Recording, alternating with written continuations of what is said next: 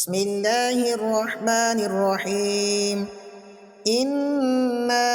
أرسلنا نوحا إلى قومه أن أنذر قومك من قبل أن يأتيهم عذاب أليم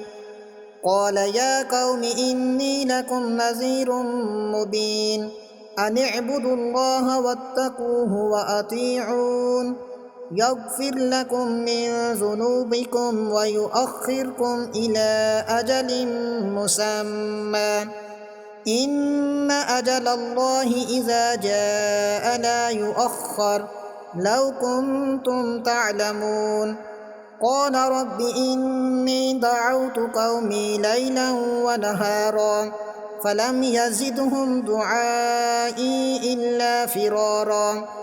وإني كلما دعوتهم لتغفر لهم جعلوا أصابعهم في آذانهم واستغشوا ثيابهم وأصروا واستكبروا استكبارا ثم إني دعوتهم جهارا ثم إني أعلنت لهم وأسررت لهم إسرارا فقلت استغفروا ربكم إنه كان غفارا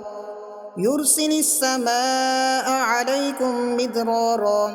ويمددكم بأموال وبنين ويجعل لكم جنات ويجعل لكم أنهارا ما لكم لا ترجون لله وقارا وقد خلقكم أطوارا ألم تروا كيف خلق الله 7 سماوات طباقا وجعل القمر فيهن نورا وجعل الشمس سراجا والله أنبتكم من الأرض نباتا ثم يعيدكم فيها ويخرجكم إخراجا والله جعل لكم الأرض بساطا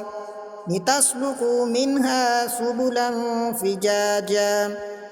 قال نوح رب إنهم عصوني واتبعوا من لم يزده ماله وولده إلا خسارا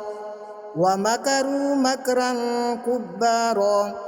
وقال لا تذرن آلهتكم ولا تذرن ودا ولا سواعا ولا يغوث ويعوق ونسرا وقد أضلوا كثيرا ولا تزد الظالمين إلا ضلالا مما خطيئاتهم أغرقوا فأدخلوا نارا فلم يجدوا لهم من دون الله أنصارا وقال نوح رب لا تذر على الأرض من الكافرين ديارا إنك إن تذرهم يضلوا عبادك ولا يلدوا إلا فاجرا كفارا